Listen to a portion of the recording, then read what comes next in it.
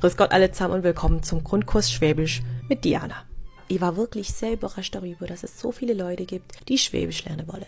Als kleiner Disclaimer aber vorab, ich würde mein Schwäbisch jetzt auf B1-Level einschätzen. Deswegen weiß ich gar nicht, ob ich die richtige Ansprechperson bin. Aber wir versuchen es trotzdem. Ich kann euch die Basics beibringen. Lektion 1. Im Schwäbischen sagen wir nicht das, wir sagen des.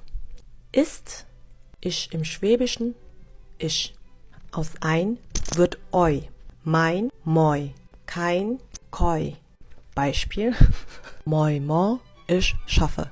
Mein Mann ist mo und schaffe, das erkläre ich euch in Lektion 2. En am Ende von Verben wird zu